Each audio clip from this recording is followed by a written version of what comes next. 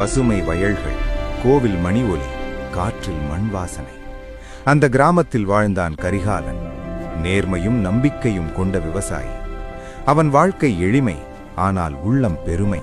இந்த மண்ணு என் தாயடி, இது என்னை கைவிடாது.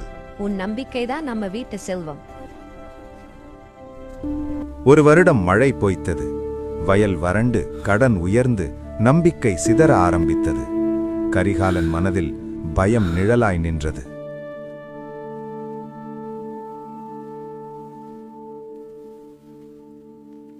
நான் தோத்துட்டேனா மீனா? நீ தோற்றா மண்ணே தோத்ததாகும். கிராமத்தின் செல்வந்தன் ராசாமலை. அவன் கரிகாலனின் நிலத்தை கைப்பற்ற திட்டமிட்டான். பணம் சக்தி என்று நினைத்தவன் மனிதன் மதிப்பை மறந்தான். மழையில்லாத நிலம் உனக்கு தேவையா? விக்கிரியா இல்லையா? மண்ணை விற்கிறவன் மனிதன் இல்லை. கிராம மக்கள் முன்னால் ராசாமலை அவனை அவமதித்தான். கரிகாலனின் கண்களில் கண்ணீர், ஆனால் உள்ளத்தில் நெருப்பு. அவன் மௌனம் ஒரு புயலின் முன் சுடர். உன் கனவு இங்கத்தான் முடியும். கனவுக்கு முடிவு சொல்றவன் நீ இல்ல.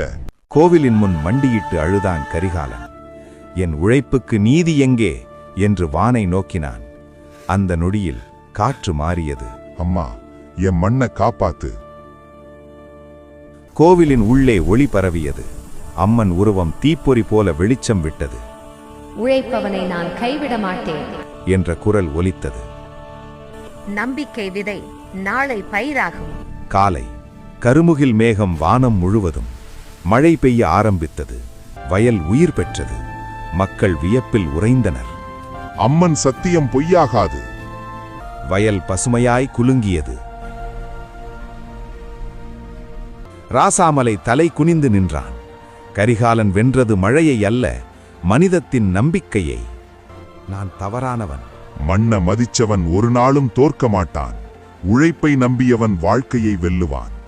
நம்பிக்கை இருக்கும் இடத்தில் அதிசயம் பிறக்கும்.